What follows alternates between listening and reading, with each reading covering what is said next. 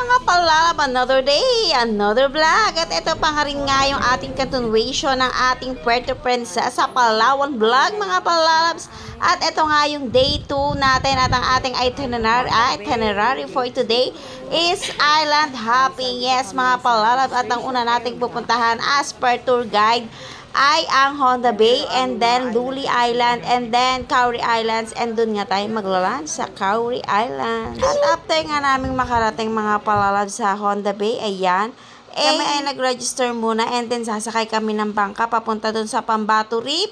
And then, doon kami mag-snorkeling. Tapos, sumasakay na nga kami sa aming bangka. Medyo malaki-laking bangka sasakyan namin dahil kami ay 11 person. So, ayan, papunta na nga kami. Tinahanap na namin yung aming bangka dyan para kami ay dadalhin na ni Mamang Bangkero sa Pambato Reef. At Pambato Reef nga pala ang aming first destination, mga palalab. At doon nga sa Pambato Reef kami ay mag-snorkeling. Ganon.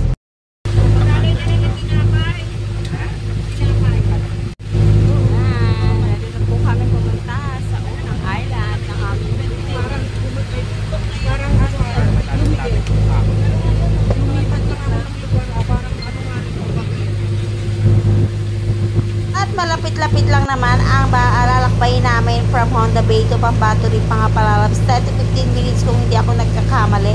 Dahil sandali lang talaga kaming lumakbay ay dyan sa bangka at nakarating agad kami sa Pambato Reef. At super excited nga ako dahil dun nga daw kami mag-snorkeling mga palalabs. At dito nga rin sa Pambato Reef naganap ang aming maraming picture dahil talaga namang napakaganda ng view dito. At ayan, konting chika lang, nakarating na nga kami dito sa Pambato Reef mga palalabs. Ayan, sa gitna ng karagatan pero merong inflatable na daungan. Ayan, yung parang mga yan Diyan kami bababa at may kubo dyan. Diyan mag-start ang aming snorkeling adventure. Ayan po yung iba, bumababa na sila. At dahil napakaganda nga dito, ayan ang aming mga gagandang picture mga palalabs. At dahil sa sobrang tuwa namin ay hindi na nga kami nakapag-video nung snorkeling namin. Talaga namang nakakatuwa dahil first time ko makakita ng maraming isda sa ilalim ng dagat. At ang mga corals, talaga namang pack na pack dito sa Puerto Princesa, Palawan. At di na nga natin na-videohan yun mga palalabs dahil talagang nakalimot na tayo at sobrang nag-enjoy na tayo sa pag-snorkeling.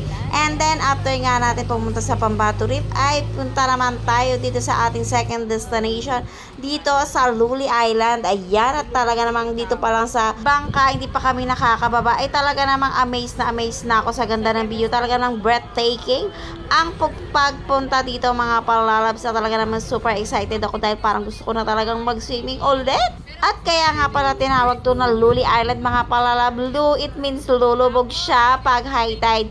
And li naman paglilitaw siya pag low tide, ganon. Why tinawag siyang Luli Island. And this is our second destination for this island. What we call Luli Island. English, shakshuta. At kayo na nga ang bahalang tumingin mga palalabs dahil talagang napakaganda na view. Parang feeling mo nasa painting ka lang. Kaya naman mapapasabi ka na lang ng thank you Lord.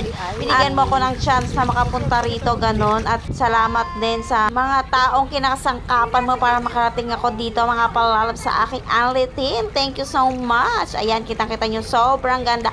Ang sarap maligo dito mga palalabs. Talaga namang worth it ang pagpunta namin dito. Sulit ang binayad, ganon. Ate Malu at saka si Ate Beth. Digital. At sa sobrang ganda nga ng view, mapapasabi ka na lang talaga ng thank you Lord sa ganda ng nature na ipinagkaloob mo sa aming mga tao, ganon. Kaya naman kung bibigyan kayo ng chance na makapunta dito sa Puerto Princesa ay wag nyo palampasin na pumunta dito sa Luli Island. At abangan nyo pa ang continuation ng ating vlog. See you again. Salamat sa panonood.